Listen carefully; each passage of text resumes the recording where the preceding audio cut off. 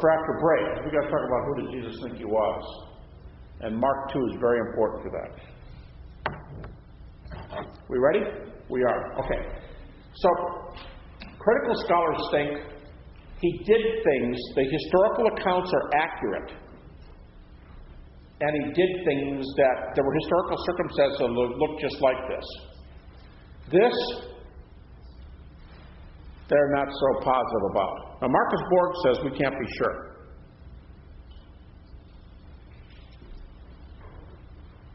You know one reason? I gave you the criteria last night. You know one reason why miracles are in? Think about how many of the criteria back this up. Enemy attestation. You're doing this by Satan's power. Oh, is that the best you guys can do? So you are witnesses to the miracles. How about this one? Multiple attestation. How many critical sources? 5. How many report miracles? 5. How's that for multiple attestation? 5 out of 5 report miracles. That's pretty heavy.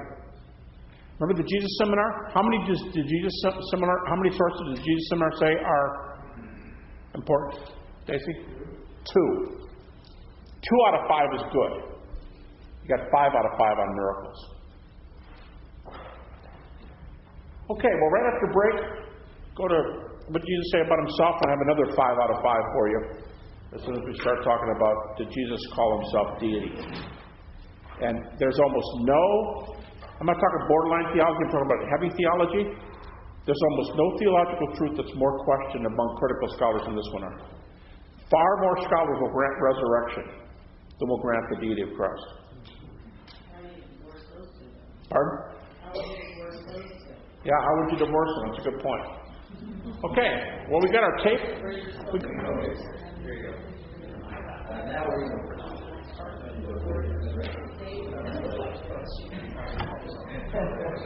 All right, we're doing a specific aspect of what did Jesus say. But if you remember the way I did it last night, I held it for last. Anybody remember why I put the screen at the bottom? Gospel message. The gospel message. The indispensable. Let me repeat what I said last night. Whenever the gospel is defined in the New Testament, usually the epistles of Paul or the book of Acts, the data that are always mentioned is the deity, death, resurrection of Jesus. Now, other things are there. Twice Paul mentions burial. Twice he says something like born of a woman. But all the time, it's deity, death, resurrection. So, what did Jesus say about himself? First of all, a theological distinction.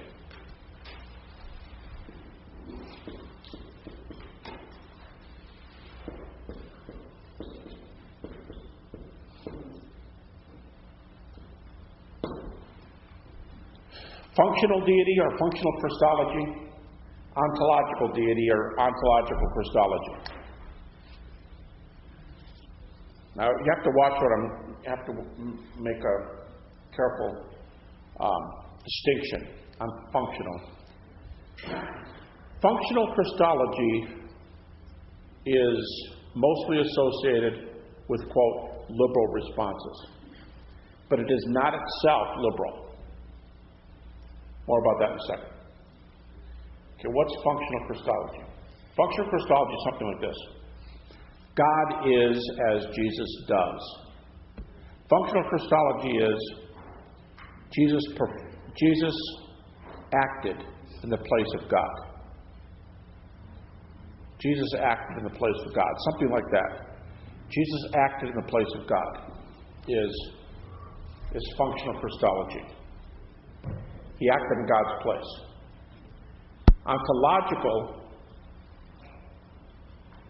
Ontology means what? Having to do with being, existence. Ontological Christology is who Jesus was. So you might say functional Christology is how he behaved. Ontological is who he was. Now, a moment ago I said everybody thinks Jesus was functionally God or functionally divine. All that means is he behaved in God's place. He acted like God. He was God's emissary. But they might say, these same people might say, so did the prophets, so did the kings. They acted in God's place. They might say that. I don't know. But there's nothing, it's not that functional Christology is liberal and ontological Christology is biblical. I think clearly Scripture says Jesus was both. I think Scripture clearly says Jesus both functioned as God and was God. So it's not that function is liberal. What's, quote, liberal is when you say the only kind of Christology is functional Christology. That would be liberal in the sense of non-biblical. Does that make sense? So functional Christology is fine, except when you think that's all there is. Because, of course, if he is God, he functioned like God. You need any help with those distinctions? Does that make sense? Clear enough? All right. What are the keys to Jesus thinking of himself as God? There's a lot of things we could go after here. We could talk about things Jesus said. We could talk about things Jesus did. We could do said and did. But I'm more interested in things he said. And I'm more interested in two things in particular.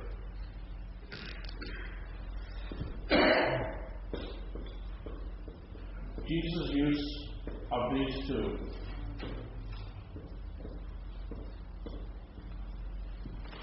This may surprise you. Do you realize that in the Synoptic Gospels, actually, in all four Gospels, this might throw you for a little bit of a loop. You think, you might want to argue, and then you start thinking.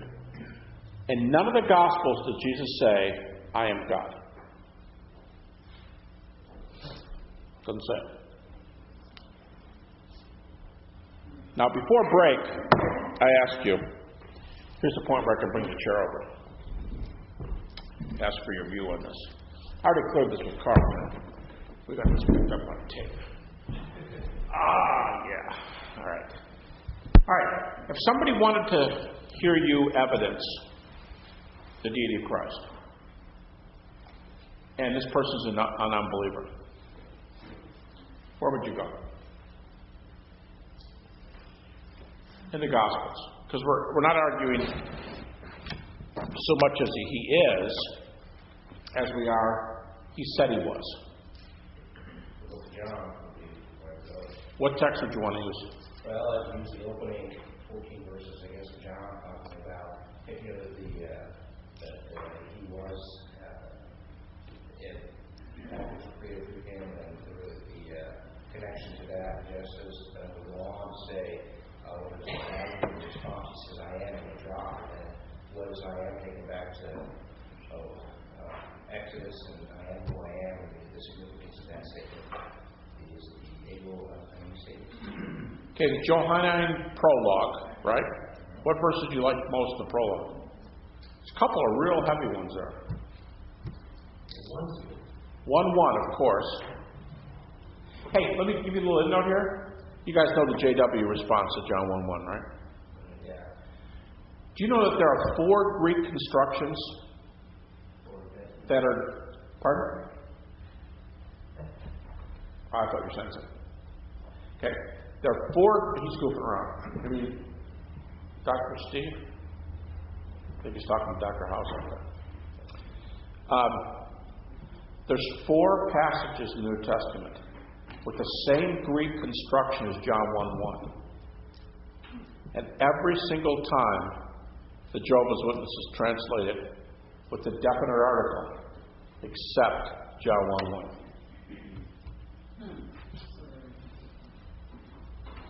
The same Greek construction. And John 1:1 is the only one they mess up. Now, is that an example of a theological prejudice working its way into a translation? I'll tell you another one. Colossians chapter 1. He created all things. Does anybody know what's in the New World Translation? At Colossians 1, He created all things. A word stuck in there that's not, there's no corresponding Greek term. He created all other things. Because He Himself was created by God. And He created all other things. So they add other in Colossians 1, and John 1:1 is the only construction where they translate it. It is an arthrous in the Greek. There's no definite article. But that does not mean you have to stick an A in there, as witnessed by the fact that there's, like I said, 4 texts where the Greek is the same, and it's the only one where they leave out the definite article. So, there's a little bit playing fast and loose with the Greek data here. All right, John 1:1 is certainly heavy. Does someone else know the other text in John 1 that's really heavy? Maybe as strong as John 1:1. Who said that? Yes, sir, Pastor. 18. Why 18? Somebody have a NASB? I'm not familiar with all of them. Is that what that is? Okay, why don't you read John 1:18 first? I hope it doesn't mess it up. The NASB is based on the ASB of 1901, and the ASB has the old reading. I'll tell you what the old reading is after you hear the new one. No one has seen God at any time. The only begotten God who is in the bosom of the Father. He has explained Him. Isn't that incredible? No one has seen God at any time. But the only begotten, right? Monogenes? The only begotten God, who's in the bosom of the Father, He has explained Him. You know, oftentimes the New Testament takes great pains not to confuse the persons of the Trinity. And it's more likely that we will confuse the Father and the Son than we will confuse the Son and the Spirit. So oftentimes in the New Testament, when the New Testament uses the word God, it's usually a reference to the Father. Jesus is called God, depending on the Greek syntax in a few places. Jesus is called God about 6 to 10 times in the New Testament. But the Father is called the God and Father of our Lord Jesus Christ. My God, why have you forsaken me? Things like that. So the New Testament takes pains to keep the two persons separate. But in John 1:18, no one has seen God, but the only begotten God, who's in the bosom of the Father, He has made Him known. If you're not paying attention to the senses there, then there's a confusion of, those of you guys who have the Greek text here, is it theos in both cases? In John 1:18? I just thought about that.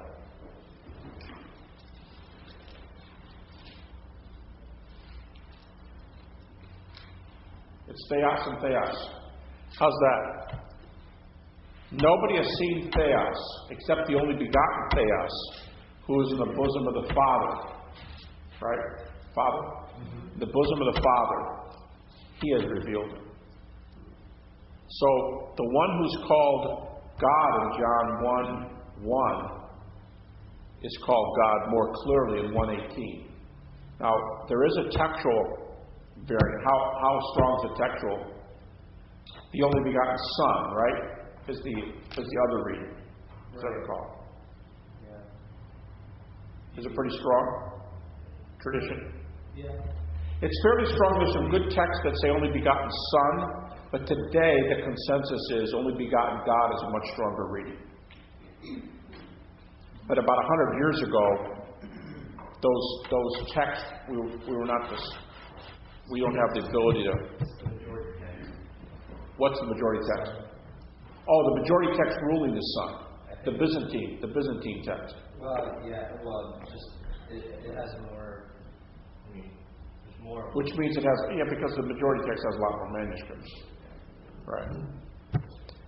But the earlier manuscripts, right? If you're familiar with the Byzantine, non-Byzantine dispute, it's the earliest versus the most. And the way critical scholars do it today, the best manuscripts support only begotten God.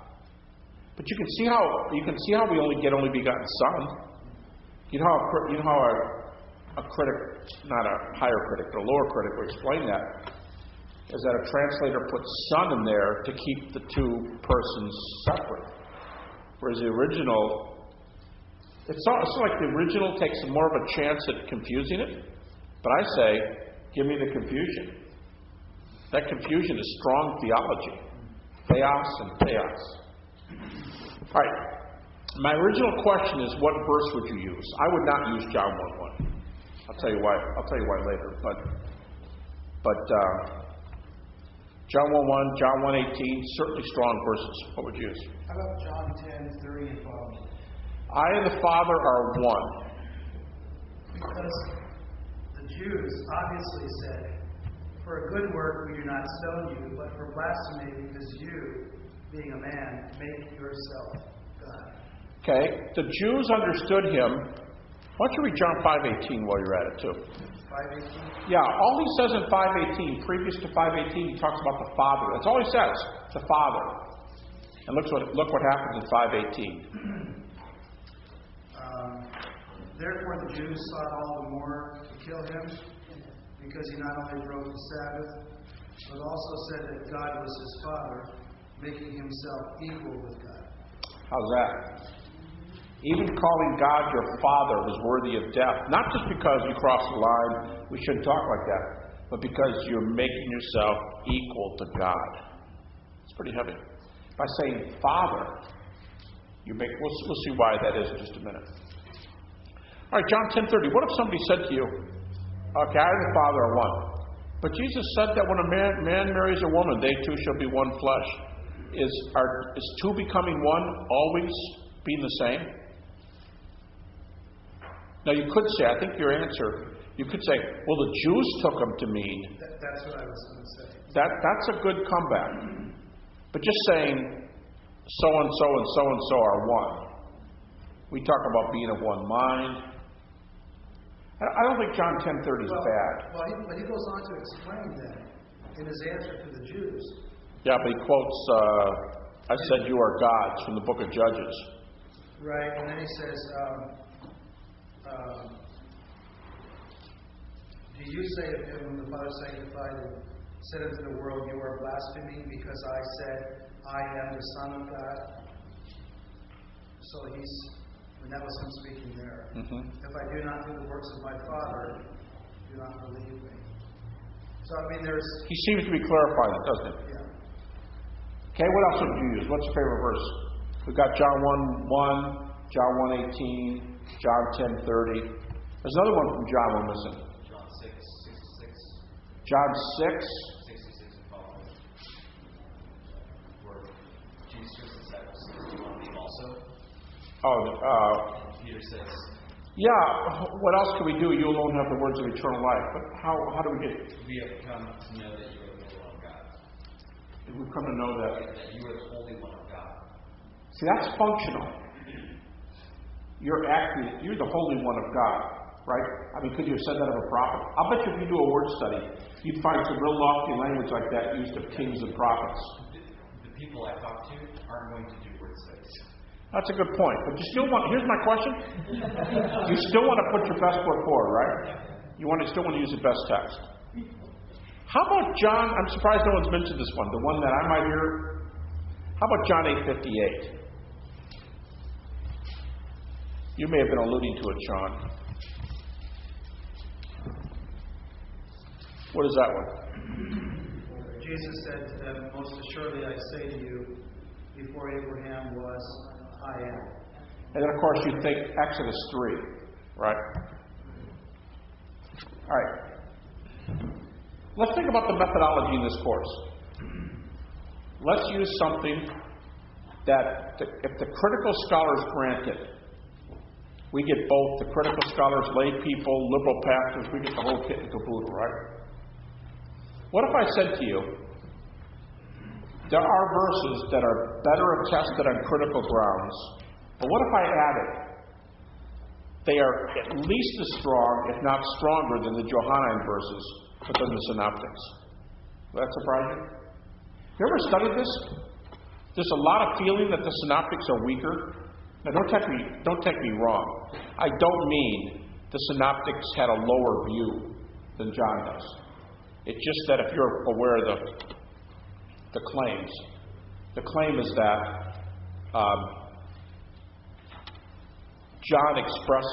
Jesus in John expresses the highest Christology. That's the way it's stated. And people are taken by surprise when you say, I've got a text in the Synoptics that's as strong as a text in John. That surprises me. Now, probably, you guys saying, the people I talk to aren't going to use word studies. What are your responses? What do your friends say when you use John 1:1, 1:18, 8:58, 10:30, 5:18? We, as evangelicals, we do have a tendency to really ride John in this one. Are we implying that nobody else thinks that highly of God? We wouldn't say that because that's not good theology. But does it bother you that we don't use any synoptic verses?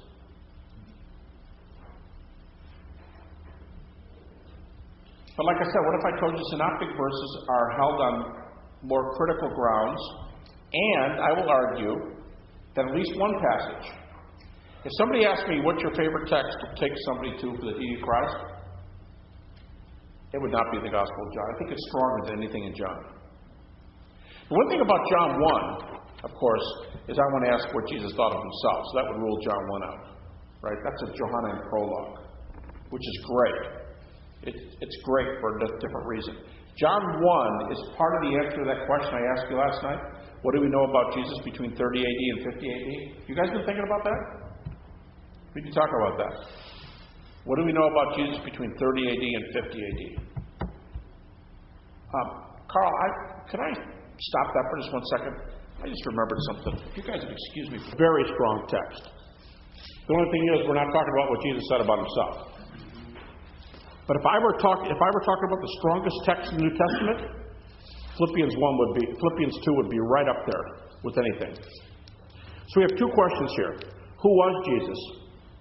And who did Jesus say he was? And we can differentiate those. I think Philippians 2. Did anybody know the strongest? There are two. Here's a paper top you guys can give at your first theological society you go to. Actually, better give a footnote to my former student who thought this up. Did you ever notice the similarities between Philippians chapter 2 and John chapter 1? The prologue in John and the hymn in Philippians, they got some real similarities. And both of them start and end with a very high Christology. We already talked about John's. What does Philippians start and end with? What's the two strongest portions of that Philippians 2 verse? Not considering it robbery, considering something with God. Okay, you have to be careful there in the Greek text. Are you citing the King James? Thought it not robbery to be equal with God? Yeah. Yes. The Greek doesn't say that. Sorry for you. Majority text, guys. If you take the majority text, you're okay. Thought it not robbery to be equal with God. The Greek says almost something that's almost the opposite. Do you have the Greek there? Somebody said something. I don't know if you were. I'm sorry? Well, Stacy's talking. I never told you guys, I am deaf in my right ear, and when somebody talks periodically, I cannot see who's talking, and I just lose them. I'm sorry about that. Yeah. I think the Greek term is arpagma. I don't have a Greek text up here, but we do have a Professor Steve back there with the Greek text. What do you need to know? The phrase in 2:6 that the King James translates that thought that not robbery to be equal to God. Arpagma? Yeah, it is arpagma. Which means, I think that's where we're going. Meaning what? Not proper. Thought equality with God was not something he should be grasping. Yeah, the Greek text is often translated, it's not something he tried to selfishly grasp. Go, whoa. The King James says, thought it not robbery to be equal with God. The Greek seems to say, thought equality with God was not something to be grasping. Wow, that seems to be the opposite. And yet I said to you, Philippians 2, it has two of the strongest passages in the deity of Christ.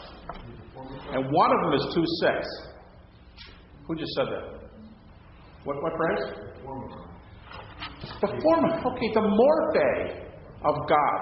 What does morphe? What does form mean in English? Shape, outline. I'm framing a house. That's the form. What does morphe mean in Greek? There's been a lot of discussions about this lately. But what does morphe mean in Greek?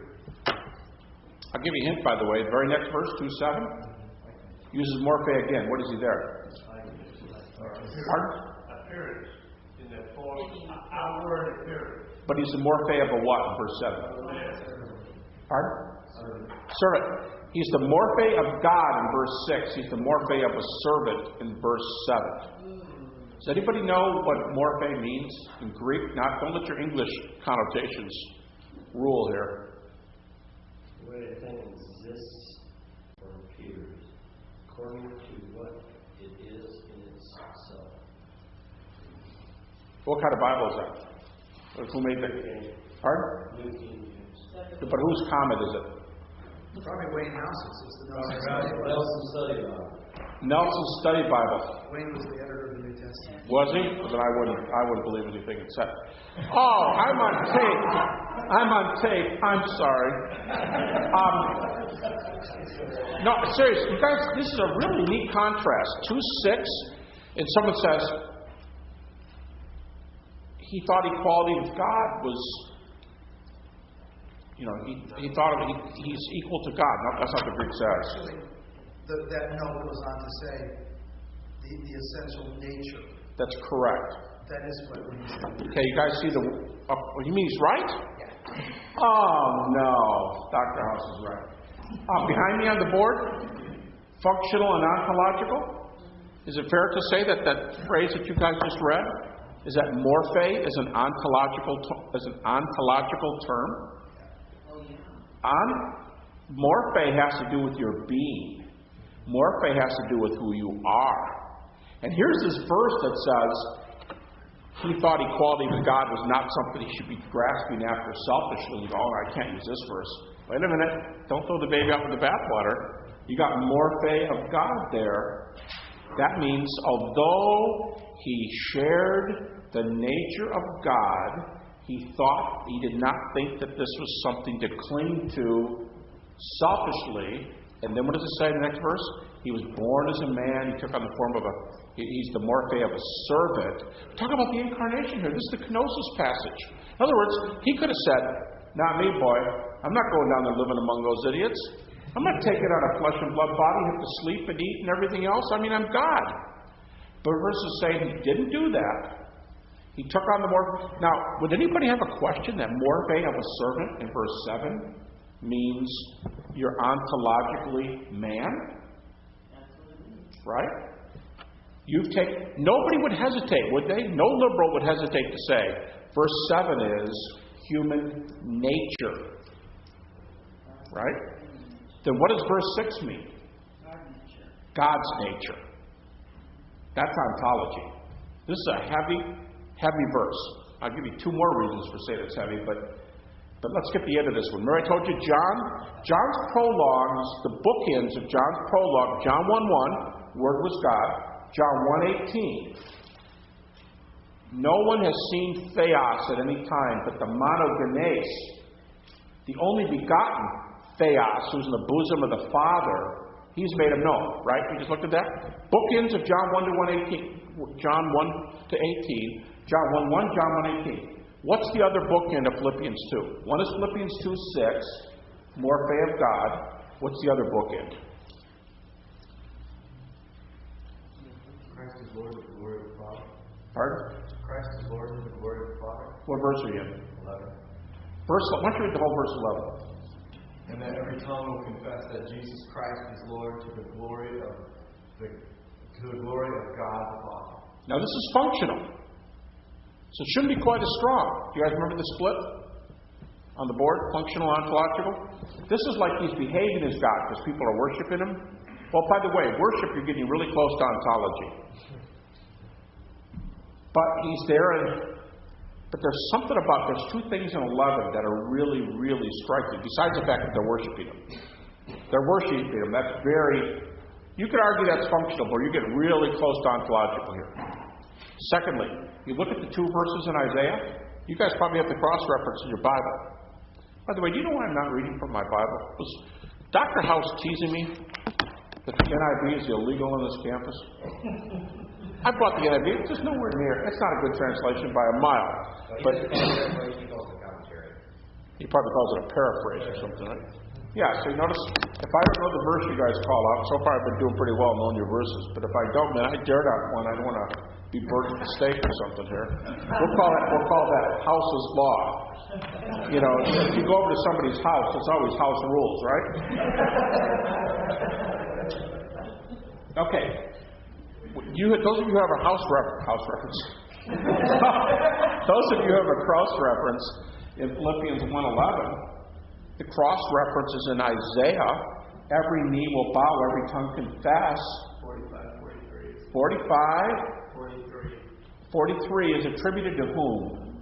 45, 43. I'm sorry, 45:23. Thank you. Is attributed to whom in Isaiah? Why don't somebody give me the Hebrew? We've been doing a lot of Greek here. What's the name of God in 45:23? Every knee will bow and every tongue confess. That's verse 10. Heavenly, earthly, and under the earth. Are you in? No, that's still Greek here. You're still in Philippians. Heavenly and earthly and under the earth. Who's on the Hebrew here? Cyrus is, right? No, you can use him for this one. First, Dr. Steve. just for some. It's not very in my computer. It's not in the computer. All right, what are you looking for? It's 45:23. Every knee will bow, every tongue will confess. Every time. What's the name of God in 45:23?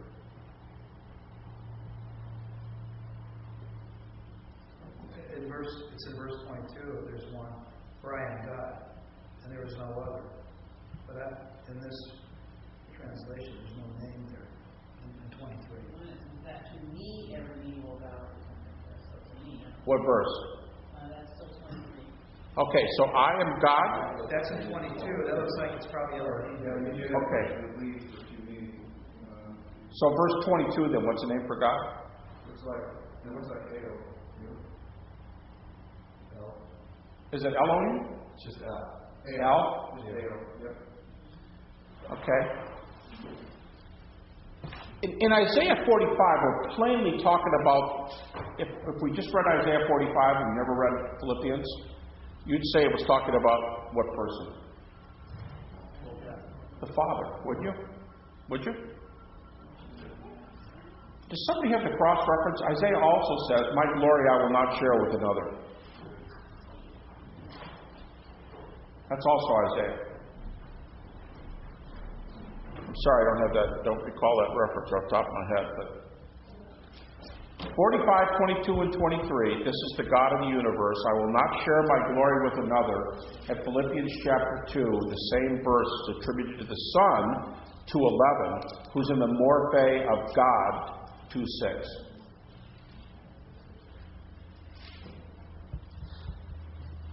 Does anybody have that reference? I will not share my glory with another. It's definitely in Isaiah. 42:8 maybe? Off the top of my head, I'm not positive. 42:8. I am the Lord that is my name, and my glory will not give to another, nor my praise to carpenters. Very good. Thank you, Sean. 42:8. I will not share my glory with another. 45. I am God. Every knee will bow, every tongue confess. 42. I will not share my glory with another. And then in Philippians 2, your two bookends are Jesus is in the morphe of God. And in verse 11, every knee confess, every knee will bow, every tongue confess that He is Lord. Wow. Let me tell you. We're off the subject a little bit. I hope you guys all realize this. We're asking what Jesus said about Himself. We're talking about what the early church said about Him. But let me tell you why who brought up Philippians 2 in the first place? Okay, Stacy. Let me tell you one more argument for Philippians 2 that makes it really, really powerful. I asked you yesterday, how many of you know texts between 30 AD and 50 AD that we can use? This is one of them. You say, wait a minute. This is in Philippians. No, Philippians is what? Give me a date. 61. You said 30 to 50. How do I get 30 to 50 out of this passage? This is one of the early creeds. I directed you to the chapter. This is most scholars think this is a Christological hymn. Now, if we have time, I could talk to you about creeds, how they know their creeds. There are dozens of them in the New Testament. If you guys will overlook my illegal translation, let me show you a couple examples. Just because the way the text sets them apart. If you want to take a look at 1 Timothy and 2 Timothy, how about this? 2 Timothy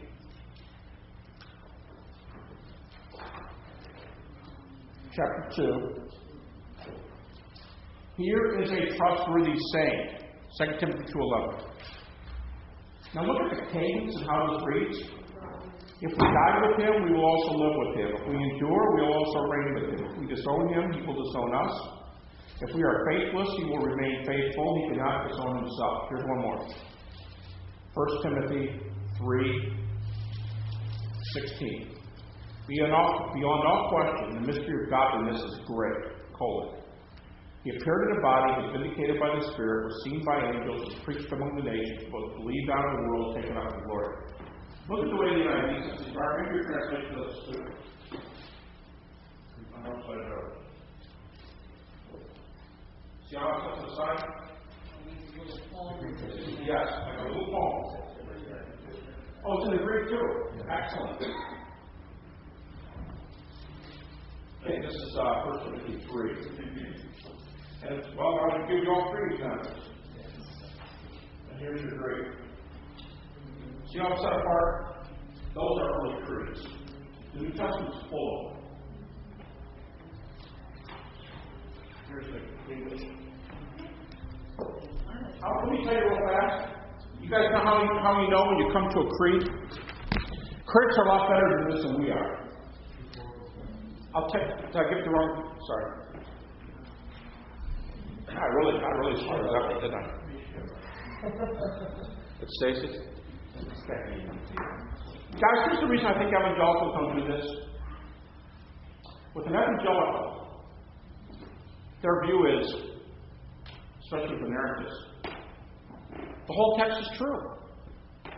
Why do I need to make distinctions between early creeds and early or late? It's all the same. It's all inspired. But for critics who are thinking, remember our rules yesterday? Earlier is better, eyewitness is better. How do you know when you have a creed? You've got to be really, really good in the Greek. But if you are, you can pick these up. In the Greek, there's a bunch of qualifications for when you find creeds. When you come to a creed, sometimes there's an introduction that tells you. For example, in the was it the 2 Timothy 1 or the 1 Timothy 1? Paul says, here is a trustworthy saying. I think it's 2 Timothy 1. Here is a trustworthy saying. What's he telling you? He's telling you he's repeating something that somebody else has passed on. Several times in the pastoral epistles he says, observe the traditions of the elders. What are the traditions of the elders? Something the elders pass on.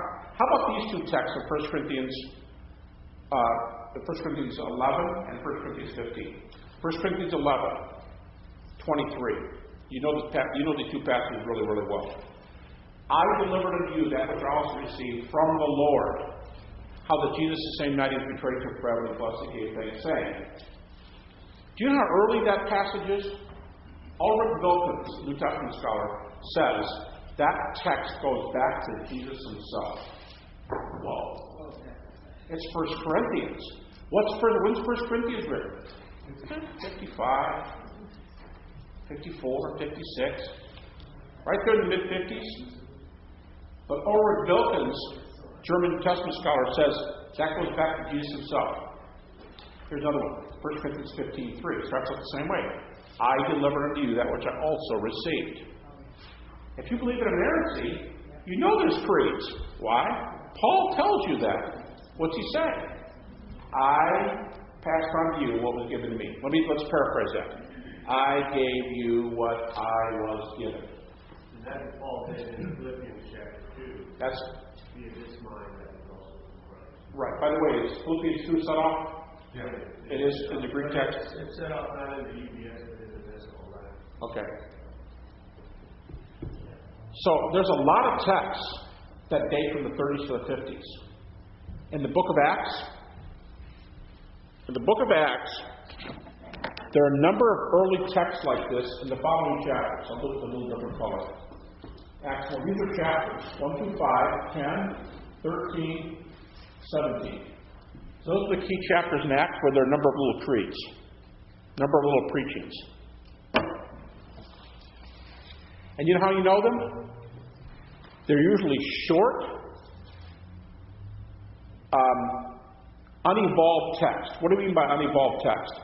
Well, anytime somebody tells a story, they tell it with more, usually we tell it with more detail. That's why John is told with more detail than Matthew, Mark, and Luke. But in these early texts, they're real short, real concise. And here's something key if you're really good in Greek. They often break the syntax of the original. They don't fit real easily. Now, here's the best way I can do it. You're writing a paper for somebody. And you've got this really, really good quote you want to put in there. But you can't get the English to go just right to lead into this guy's quote. You know what I'm talking about? And sometimes you have, it's not bad grammatically, but it's not a real smooth lead-in. When you go to quote Smith or Jones, it's not a real smooth lead-in. And it's kind of a little bit awkward when you lead from your words because you can't get the tense just right. That's how the New Testament reads. And these texts are a break with the rest of the text. So here's some of the signs you have a creed. It breaks syntax. It's often of a poetic, Jewish poetry, not English poetry. It is often has a cadence to it. It reads like this. Da da da da da da da. Da da da da da da da. Remember the one in 2 Timothy I read to you? Which is very much like that. Here's a trustworthy. This is both of the Timothy ones are like this. Here's the 1 Timothy one. He appeared in the body, was vindicated by the Spirit, was seen by angels, was preached among the nations, was believed on in the world, was taken up in glory. That's the 1 Timothy one. Here's the 2 Timothy one, which Paul says, here's a trustworthy saying. Notice the cadence. If we died with him, we will also live with him. If we endure, we'll also reign with him. If we disown him, he will also disown us. If we are faithless, he will remain faithful, for he could not disown himself. You see the cadence? So creeds are indicated by cadence, by break with the syntax, and oftentimes the writer says that's what this is. When Paul said it's a trustworthy saying, he says that I observed the traditions of the elders, or I gave you what I was given. And so Philippians 2 is good for those three reasons. Morphe of God, every knee will bow, and I will not share my glory with another, and it's an early Christological hymn or creed. All right. By the way, while we're on Philippians 2, let me give you two other passages that are similarly strong in what they say, that use ontology language of Jesus. I would say right up there with Philippians 2:6, morphe of God. We should put Colossians 2:9, in him dwells the fullness of the Godhead bodily. Because remember, some people like the JWs want to say that Jesus is a little God, or a minor God, or a God. By the way, Philippians in Isaiah 9:6, mighty God, everlasting Father, they often come back and they'll say, yeah, you notice? Jesus is called mighty God. But the Father in Isaiah is called Almighty God. Guess what? There's a verse in Isaiah which calls the Father mighty God, and there's a verse that calls him Almighty God. There's a verse that calls the Father, and a verse that calls the Son mighty God. So they have to eat their words. Plus they have a worse problem, because they have a big God and a little God. So now they're polytheists. All right, so Philippians 2:6, morphe of God. Colossians 2:9, fullness of the Godhead. This is pleroma for you Greek students. This is pleroma. And, Steve, the Greek word there, theotokos, is that the word in Colossians 2:9? It's a very strong word. It's the only time it's used in the New Testament. It means ontology, by the way, guys. It means nature. In him dwells the fullness of the Godhead. I know I've slaughtered that. What is it? Theotokos. Theotokos? It's the only time it's used in the New Testament. It's a very, Paul uses a similar word in Romans, but it's a lesser word. It means divinity. Here, it means like ontology. It means the nature of God. So you know why Colossians 2:9 is so strong? Not only is it the nature of God, but it's the fullness of the nature of God. One more. Steve did his dissertation in Hebrews. Hebrews 1:3, which is often translated literally from the Greek, the exact representation of his nature. So there's three nature verses for you, three ontology verses. Philippians 2:6, Colossians 2:9, Hebrews 1:3. Is Colossians 1:15-20 creedal, and is that a Yes. strong? Yeah, what's your second question? Would that be a strong passage as well? I think it's strong. I don't think it's as strong as 2:9, but he's the creator of all things and the sustainer, the image of the invisible God. And yes, it's very similar to 2:9, right? Because that 2:9 phrase is repeated almost word for word, once in Colossians 1, once in Colossians 2. Sean? On the creeds, how do you get it? In other words, that the only thing that's stated by reading it is that the prior. That's correct. Here you have to borrow a little bit. The critics are the guys who do all the work on this. If you're interested, you know, I have to throw around names and dates. Let me give you a couple of critical scholars what they say about these things. Now, I'll say for tomorrow, the lecture I'm giving to the larger group, I'm going to date 1 Corinthians 15 for you. But I think you will be stunned. Most critics put the 1 Corinthians 15, 3 and following language, they date it. Well, I've been doing this lecture for 20 years. 20 years ago, they were saying it was about 35 AD. You know what they've been saying recently? You'll be a step ahead of the group tomorrow. The Jesus Seminar. Do you guys let me quote them? Do you think they're a good evangelical bunch? The Jesus Seminar says the Pauline citation in 1 Corinthians 15:3 predates Paul's conversion.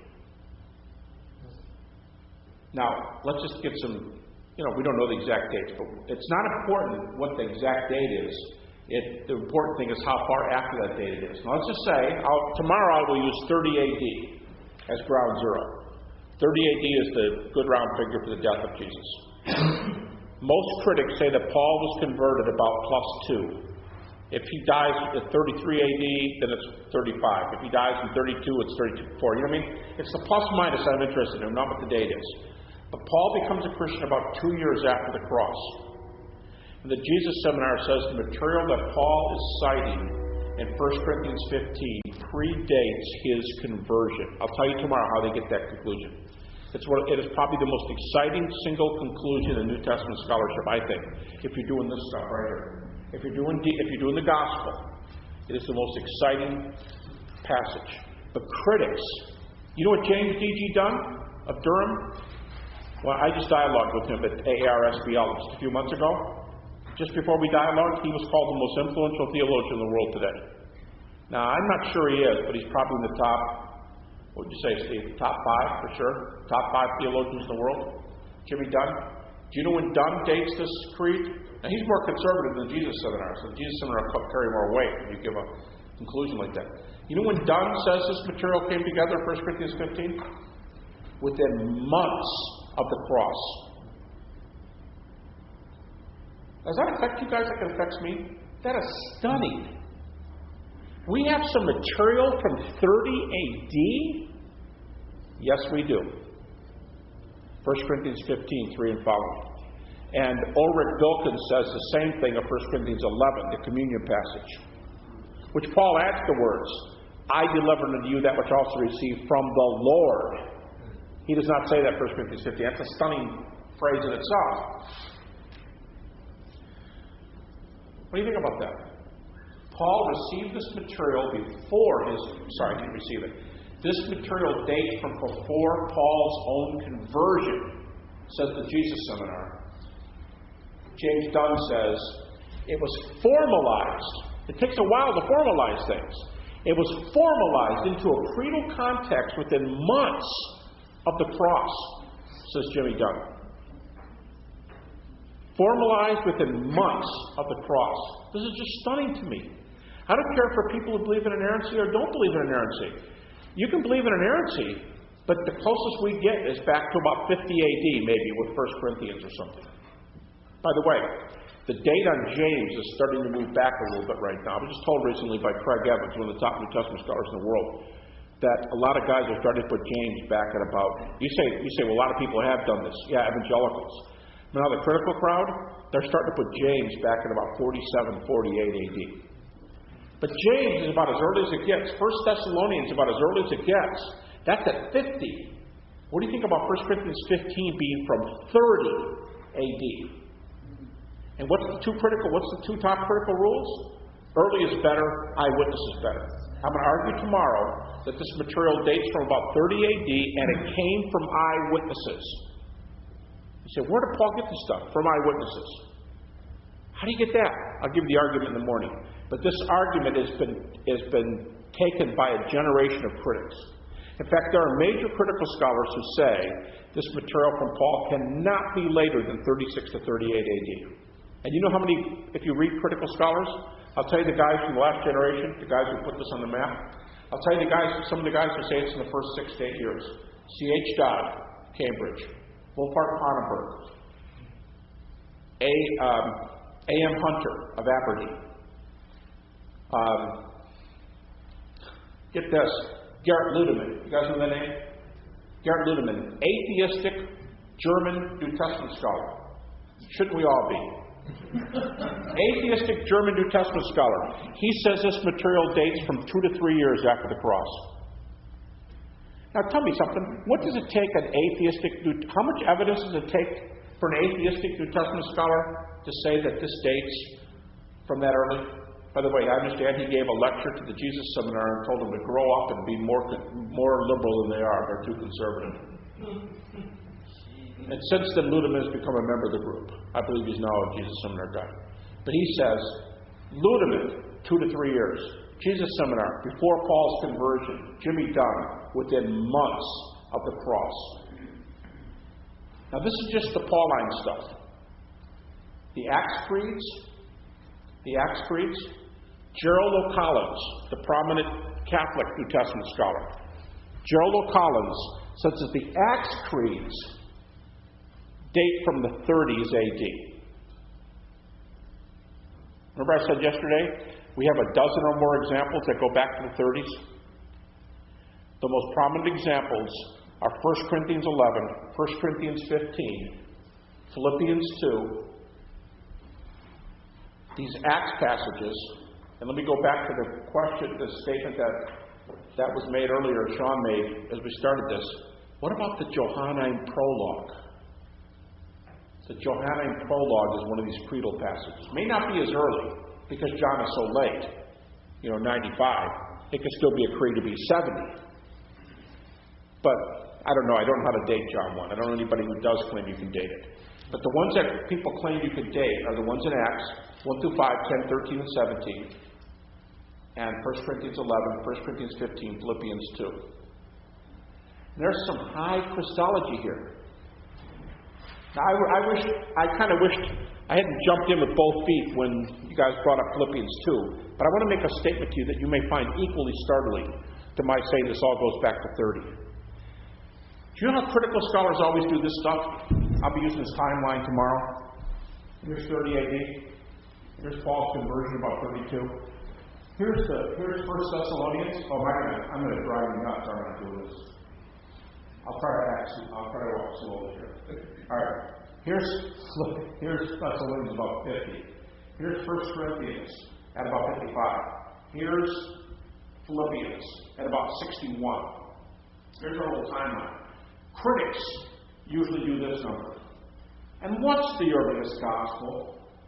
It's Mark, way down here at 70. This is critical data. Matthew is about 80. Luke is about 85. And John is 95. Are you guys getting a hint here? All the heavy Christology is at the end of the New Testament. John is the heaviest. It took 65 years for them to come to this conclusion. Do you see evolution here? Theological evolution. Ideas get bigger as time goes on. You guys ever heard this? This is the way critics argue. Let me shake up your world. Let me make this thesis. The highest Christology we have comes from the 30s AD. If you use the argument I just gave you. 1 Corinthians 11, 1 Corinthians 15, these Acts preaching points, Philippians chapter 2, and wherever you throw the prologue of John, that's a creed.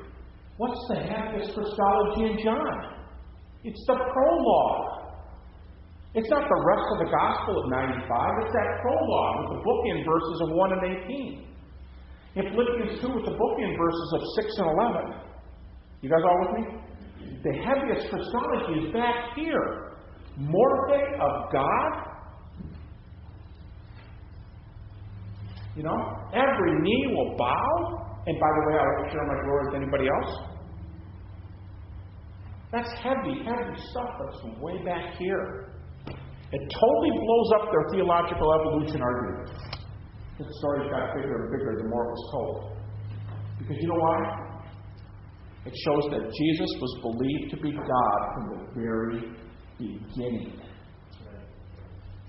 Now, we still haven't done what we have to do. By the way, Dr. House said we need to go to about 9:40 tonight, so I got out a little bit early last night. But let's go back to this. What did Jesus say? Son of man and Son of God. I'm going to borrow from my northern upbringing and employ some fast talk in the last half hour here. So I got some ground to make up. But all this because whoever it was that brought up Philippians 2, bless you. We need that. We need to get to it. Because those verses, that's ontology. Philippians 2, Colossians 2, Hebrews 1, John 1. Some of the heaviest stuff is creedal. That's neat stuff. What about Jesus? I don't care how early it is. If we don't get it on Jesus' lips, it's evolution. Right? If Jesus never taught that, maybe it evolved very quickly, but it evolved. So we want Jesus to say he's deity. Now, if you follow my argument, here's why I don't want to use John. Because someone's going to say, down there. And I want to prove that Jesus did it back here. And you go, well, yeah, but I believe that's back here, if you believe in inspiration. But this is an apologetics class. It's not a class on New Testament introduction. It's an apologetics class and I go back to last night's method, I want to do this according to critical methodology. I go back to the question Sean asked at the end of the hour. If I'm going to put my best foot forward, I want to use my most highly evidential passages. Then the layperson is happy, but so is the critic. So you've made the argument for everybody. All right, Son of Man. What is Son of Man? It's Jesus' favorite title for himself. It is. He uses the title about 50 times. Now, in the Old Testament, Son of Man can mean a man. In the book of Psalms, it means just a man. In Ezekiel, it means a prophet. Almost 100 times we hear this phrase, prophesy, O Son of Man. Oh, no. It can mean a man. It can mean a prophet. But in Daniel 7, 13 and 14, I'm going to skip some stuff here, but in Daniel 7, 13 and 14, this is one of the lofty Old Testament passages that treat Jesus as deity. I already told you one, Isaiah 9:6. Here's another one. Genesis 18. Abraham walks and talks with God. And the word there, I believe, is Yahweh. Steve, is that what it is when it's in caps in the Old Testament? I always get this confused. Yes, If it's Yahweh. it's Yahweh. How does Abraham walk and talk with Yahweh? No man has seen God. Whoops. You see? So Genesis 18 has some hints. Isaiah 9:6. Mighty God, everlasting Father. Well, here's another one that belongs on that list. In Daniel 7, 13 and 14, almost no Old Testament passage in recent years has received more treatment than this passage. Daniel looks at the night visions. He sees the Ancient of Days.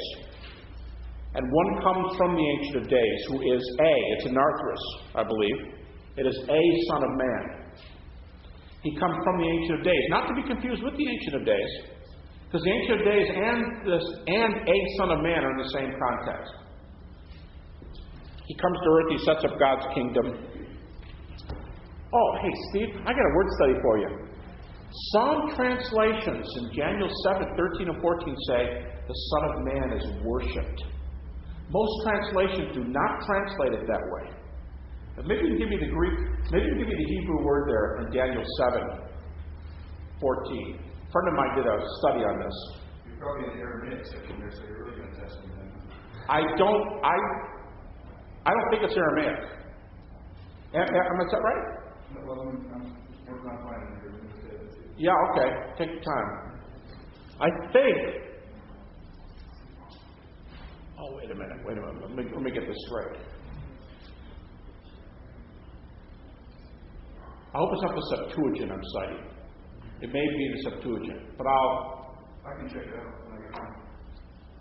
that'll be a good conclusion. Is that the Aramaic section of Daniel? I know Daniel and Ezra are the two books with some Aramaic, right?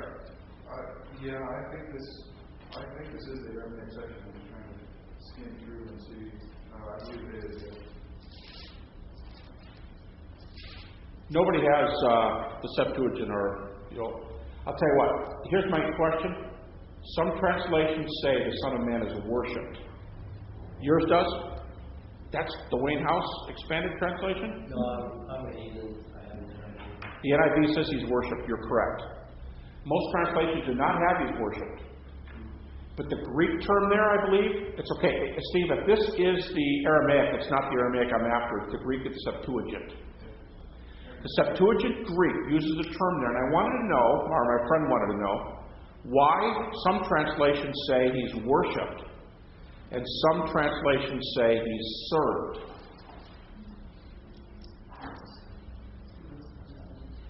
What's the NASB say? Sorry. That's actually what I was reading through right now. What verse is that in? 14. What do you say? Chapter? Verse 7:14. He was given authority, glory, sovereign power. All peoples, nations, and men of every language worshipped him. Is what the NIV says. And NASB says served. So there we go. NIV says worshipped. NASB says served. Now, I don't remember The exact Greek word. Starts with an L. Starts with an L. Pardon? Lutrell. It is latreo. And when you study this word, it means served is more accurate, but it means served in a worshipful context, like in a temple. And a friend of mine did a word study on every single time that word appears in the Septuagint. And only once does it not mean worship. And that's the word in Daniel 7:13 and 14. Is that incredible? In the presence of the Ancient of Days, the Son of Man, a Son of Man comes. NIV says he's worshipped, just being a little bit loose on the Greek there. But that term, and I have a list of all the, my friend sent it to me, all the uses of that in the Septuagint. And if it is served, it's always served in the context of worship. In every single Old Testament passage except one. So anyway, some pretty lofty things said about the Son of Man. Well, how do we know it's just not a plain man? How do we know it's not a prophet, Ezekiel? How do we know this is somebody really special, like somebody who gets worshipped? The standard answer is this.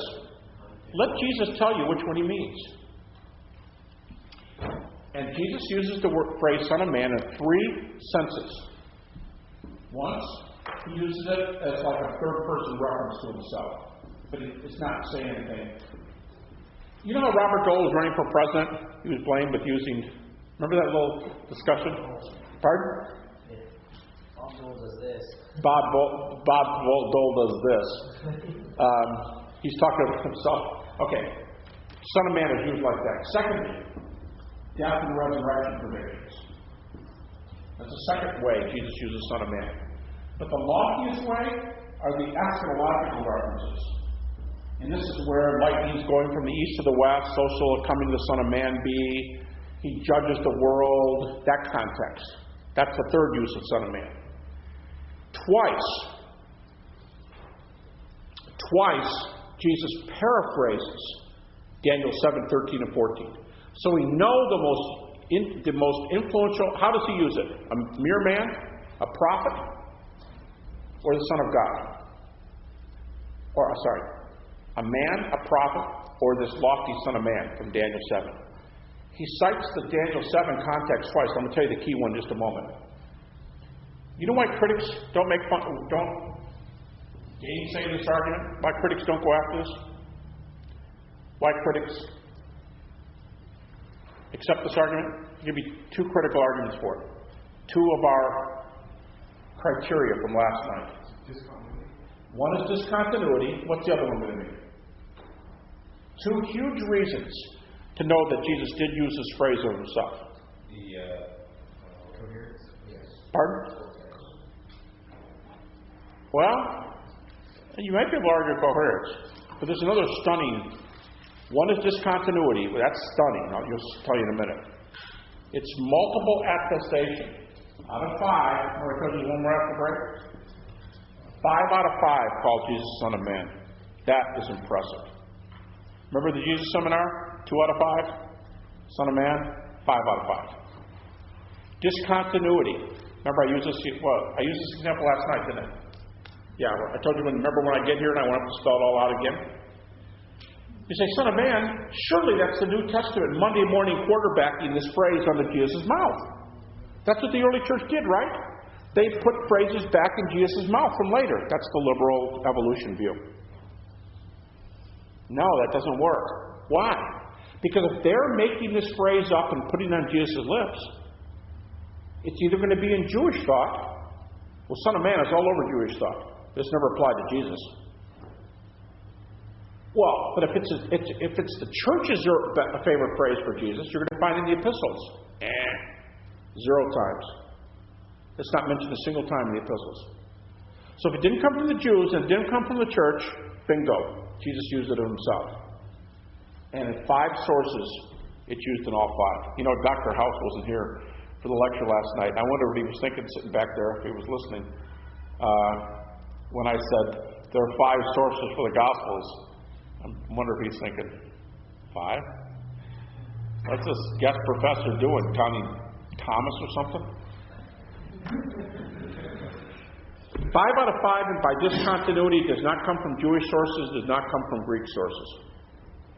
So Jesus used it himself. By the way, if any of you are interested, the 2 major Jewish texts that use Son of Man are 4th Ezra and 1st Enoch. They're both first century Jewish documents. And you know the Son of Man, he comes and does all these wonderful things of Daniel 7, 13 and 14 in these 2 texts. But he's very plainly, he's worshipped and he sits on God's throne. 2 very important indications of ontological deity. In Jewish texts, the Son of Man is worshipped and he shares God's throne. But it's never Jesus. So, Son of Man is a title of Jesus himself. Can you throw Revelation to that point? Revelation 1? Or is that just really out of discussion for apologetic purposes? Yeah, I think so. But I'll tell you what, critics make a big deal of in Revelation? Alpha and Omega. And it's applied both to the Father and to the Son. So you could bring, I wouldn't do it in an apologetic discussion, but you could do it in a theological context. Clearly it's Daniel. That's going to go back to coherence at some point. Well, if you're earlier better than Daniel, you should be better than Mark. Okay, thanks for saying that. Mark. If I had to pick one text where I'm only using Jesus' words, here's my favorite candidate for the deity of Christ. Mark chapter 14, verses 61 to 64. You don't like it? No, I was thinking 2. Mark 2 is good. Why is Mark 2 good?